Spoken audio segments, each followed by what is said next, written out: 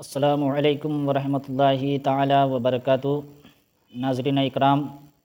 میں آپ کی خدمت میں بابا عرفان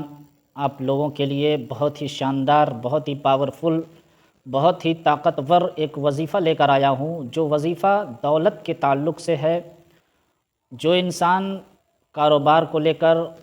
جو انسان کاروبار سے یا اس کے پاس پیسہ نہیں رکتا ہے اور وہ پریشان رہتا ہے، ہمیشہ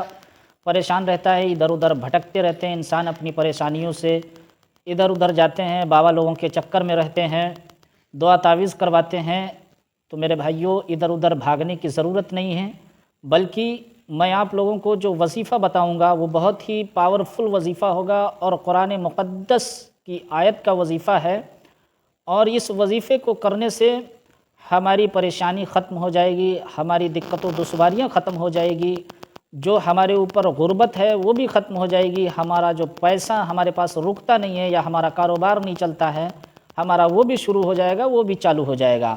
تو اب ہمیں کرنا کیا ہے کہ ہمیں نماز پڑھنی ہے، اور 5 وقتہ نماز پڑھیں پابندی کے ساتھ۔ اس کے بعد ہم عشاء کی نماز پڑھیں، اور پڑھنے کے بعد ہم عشاء کی نماز فوراً پڑھنے کے بعد اپنی ہی جگہ پر بیٹھ جائیں۔ جس جگہ ہم نے نماز مسجد میں پڑھی ہے تو ہم مسجد میں بیٹھ جائیں، اگر نماز ہم نے اپنے گھر میں پڑھی ہے تو ہم اپنے گھر کے اندر بیٹھ جائیں، اور ہم باوضو رہیں گے۔ نماز جب پڑھیں گے تو ہم باوضو رہیں گے، ہمارا وضو بھی ہے۔ اس کے بعد ہمیں کرنا کیا ہے کہ ہمیں سورہ اخلاص، جو قرآن مقدس کی آیت ہے جس کو ہم پڑھتے ہیں، قل هو اللہ احد اللہ الصمد لم یلد ولم یولد ولم یکن لہ کفوا احد۔ تو حضرات، قرآن مقدس کی یہ صورت بھی ہے، ہم اس کو پڑھتے ہیں۔ تو اب ہمیں سب سے پہلے درود ابراہیم کو پڑھنا ہے 11 مرتبہ۔ سب سے پہلے ہمیں درود ابراہیم 11 مرتبہ پڑھنا ہے، پھر ہمیں 41 مرتبہ سورہ اخلاص پڑھنا ہے، یعنی قل واللہ شریف 41 مرتبہ پڑھنا ہے، پھر آخری میں ہمیں 11 مرتبہ درود پڑھنی ہے۔ لیکن پڑھنے سے پہلے ہمیں ایک کام اور کرنا ہے کہ ہمارے پاس اگر 2 روپے کا سکہ ہو، ہمیں اپنی ہتھیلی میں رکھ لینا ہے اور مٹھی کو بند کر لینا ہے۔ مٹھی کو بند کرنے کے بعد اب یہ وظیفہ ہمیں چالو کر دینا ہے۔ جب ہمارا وظیفہ مکمل ہو جائے گا، یعنی اول آخر درود شریف 11 مرتبہ پڑھنا ہے اور سورہ اخلاص پڑھنا ہے، پڑھنے کے بعد جب ہمارا وظیفہ مکمل ہو جاتا ہے، پھر ہمیں کیا کرنا ہے، مٹھی کو کھولنا نہیں ہے، اس کے اوپر پھونک مار دینا ہے اپنی مٹھی کے اوپر، یعنی جس ہاتھ میں ہم نے 2 روپے کا سکہ پکڑا ہے اس کے اندر ہمیں پھونک مار دینا ہے۔ اس پیسے کو ہم اپنے یوز میں یعنی خرچ نہیں کر سکتے، اپنے پاس رکھ نہیں سکتے ہیں اس پیسے کو، اور ہم اپنے گھر میں کسی کو وہ پیسہ دے بھی نہیں سکتے ہیں، نہ ہم اپنی بچی کو دے سکتے ہیں، نہ ہم اپنے بیٹے کو، نہ بیوی کو، یہاں تک وہ پیسہ ہم کسی کو دے نہیں سکتے۔ اب مسئلہ یہاں پر یہ ہے کہ اس پیسے کا ہمیں کرنا کیا ہے۔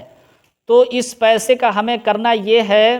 کہ ہم غریبوں میں تقسیم کر دیں، یعنی اس پیسے کا ہم صدقہ کریں، اور صدقہ کرنے کے بعد